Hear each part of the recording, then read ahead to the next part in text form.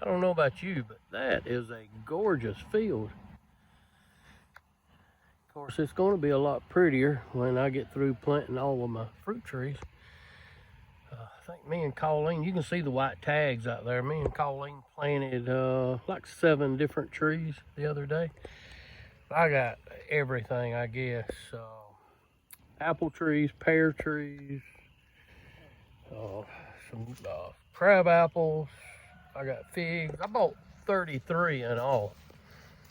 There's some of them. Plum trees. I got chestnuts.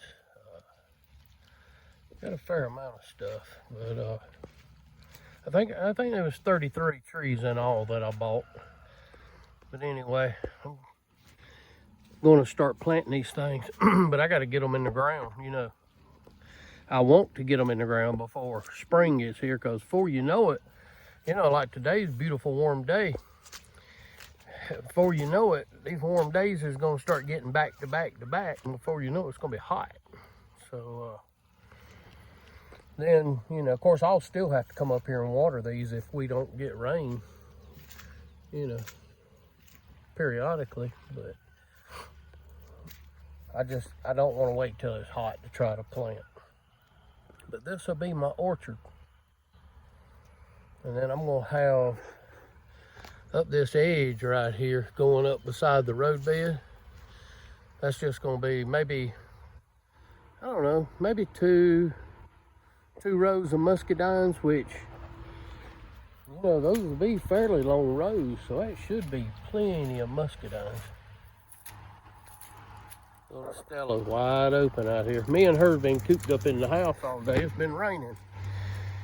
It finally quit raining, so we had to get out here and stretch our legs a little bit. But wanted to come and take a look around and see. Sometimes these deer knock the cages over and whatnot, so I just wanted to walk around out here and check everything, make sure everything's okay. But I just need it to dry up a little bit, you know, a few days. And I'll come out here and finish planting all these trees I got.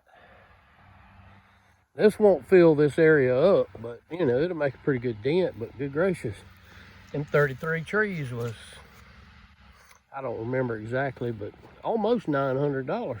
So, you know, I can't afford to do that every month. So I got them. Maybe next year I'll come back next, you know, fall or whatever. I'll go get some more. But yeah, I got peach trees. I got a little bit of everything. I got pawpaw trees. I got fugu persimmon trees. And some of these are trees I've already had. But I've got 3 different types of oak trees I got from Native Nurseries, I think it was called. That's the cages, that little brown strip you see going down the middle of the green. There's some oak trees there, and then there's some more around there. But I got pear trees. This is a Chinese chestnut. And I know, don't make fun of my cages. You know, I go with what I got. They work, I guess. I mean, deer don't, sometimes, I guess deer stick their head in there. The cage will be, you know, 20 or 30 yards away from the tree, and part of it crushed down, mashed flat. I think the deer is like sticking its head through the hole on some of these bigger cages like this, and trying to get to the little tree, I guess, but it get its head hung. That's the only thing I can figure. I don't know. Yeah, these are some of my Kiefer pears, and I got these at a Jockey Lot. Which again, you know, when you're trying to plant a bunch of trees, you got to go with the best price. But I got some good trees. I say good trees, those are good too. But I got some other trees at Hallman Farms down in Prosperity, South Carolina. And this is one of them. It's a trophy pear. I kind of planted her right here in the middle. Think it'll be good, but you can see it's been raining. I don't know how much rain we got.